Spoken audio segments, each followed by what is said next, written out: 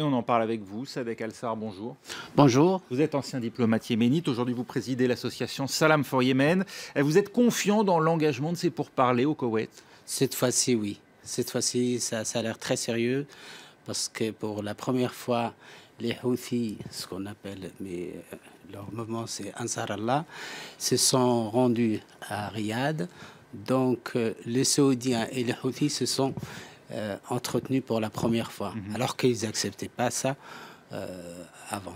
Comment expliquez-vous qu'il ait fallu attendre plus de 6 000 morts et 2,5 millions de déplacés pour imposer une trêve? Il faut rappeler que les 3 précédentes, en 2015, n'ont pas tenu. Parce que les Saoudiens croyaient qu'ils allaient rentrer facilement au Yémen et chasser ce qu'ils disent les Houthis. Alors il s'avère que c'était très difficile pour eux, pour plein de raisons. Manque d'expérience et puis trop de confiance avec l'armement qu'ils ont et l'aide politique et militaire des Américains et des Anglais. On peut lire ce conflit comme une guerre par procuration entre l'Arabie Saoudite et l'Iran?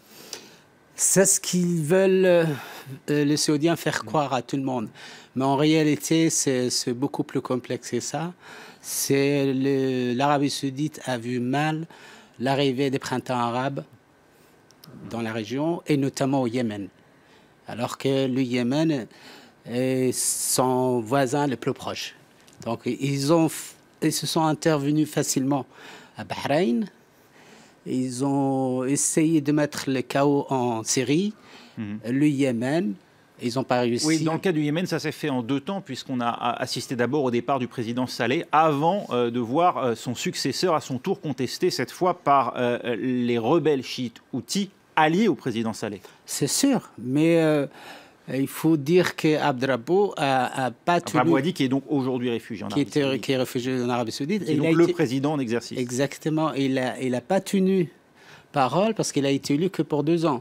Alors il est resté 3 ans, voire 4. Et à la fin, il y avait des contestations contre lui.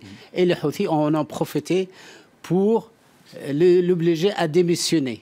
Si vous dites que la lecture n'est pas aussi simple qu'un affrontement Iran-Arabie Saoudite, cela veut-il dire donc que l'Iran ne soutient pas aussi nettement qu'on le pense les rebelles houthis et donc face à une coalition qui comprend l'Arabie Saoudite et qui, vous le dites, est soutenue aussi par les États-Unis, comment expliquer la résistance des houthis capables de tenir une grande partie du pays et notamment la capitale Sanaa encore aujourd'hui?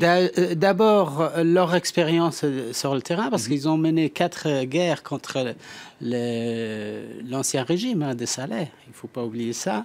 Et la 6e, c'était contre l'Arabie Saoudite. Et deuxièmement, c'est leur base,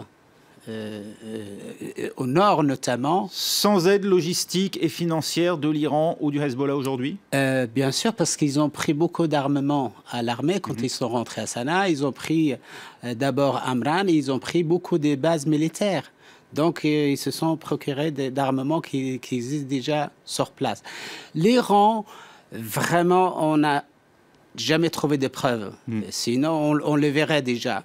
Alors qu'on est en face d'une coalition qui est active, qui bombarde tous les jours et qui en même temps, engage un blocage total. Hormis les 2 belligérants conventionnels, officiels, j'allais dire, on assiste aussi à l'ascension de groupes djihadistes. D'abord, Al-Qaïda, qui a fait du Yémen l'une de ses bases arrières depuis fort longtemps déjà.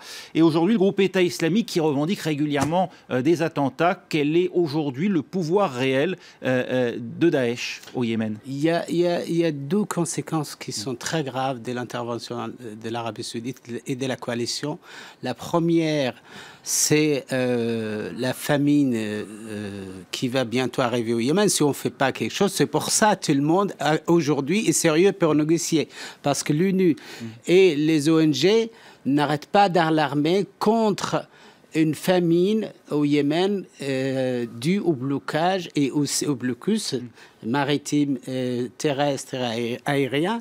Et deuxième facteur, c'est que Al-Qaïda ou l'Aqba a profité pour prendre le quasi-totalité des territoires du Yémen du Sud. Merci beaucoup, Sadek Al-Sar, d'avoir été notre invité pour revenir donc sur la situation au Yémen